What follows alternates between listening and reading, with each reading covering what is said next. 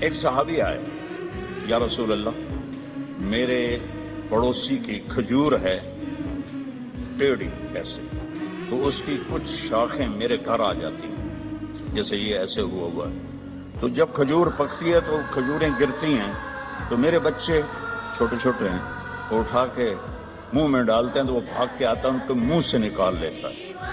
تو اس سے کہیں اتنی سختی نہ کرے، گری ہوئی کھجور دو، اب کون بیچے گا اسے، چھوٹے بچے کھا لیں۔ تو آپ نے اسے بلایا، وہ تھا منافق۔ آپ نے کہا بھائی ایک سودا کرتے ہو؟ تو کیا؟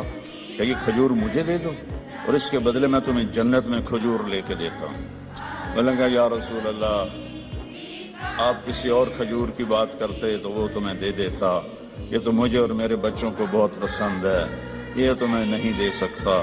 اب چپ ہو گئے، وہ اٹھ کے چلا گیا۔ وہاں ایک صحابی بیٹھے تھے، ابو الدحداح، کہیں گے یا رسول اللہ اگر میں آپ کو یہ کھجور لے کے دے دوں تو مجھے جنت میں کھجور لے دو گے؟ آپ نے کہا بالکل۔ تو پیچھے پہنچ گئے، کہنے کہ بھائی کھجور بیچو گے؟ وہ جا جا میں اللہ دے نبی نے نہیں بیچی، تینوں کدو بیچا، چل پھوٹا کھا۔ تو ابو الدحداح کہنے لگے جو قیمت تیرے منہ میں آتی ہے بول دے میں دوں گا۔ تو اس نے اس کو بھگانے کے لیے کہا کہ جو تیرا باغ ہے نا 600 کھجوروں کا وہ مجھے دے دے، یہ کھجور تو لے لے۔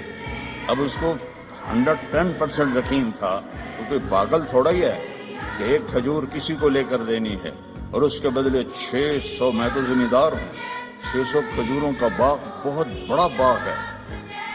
تو اب ابو الدحداح کی سنو، ایمان والوں کی ترجیحات کیسی ہوتی ہیں۔ وہ کہنے لگے سودے سے پھرو گے تو نہیں؟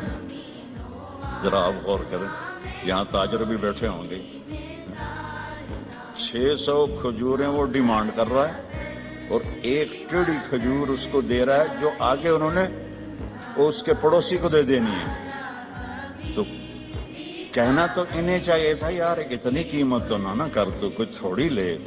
کہتے ہیں سودے سے پھرو گے تو نہیں؟ وہ کہنے لگا میں کوئی پاگل ہوں؟ انہوں نے کہا ڈن، ہو گیا، باغ تیرا، کھجور میری۔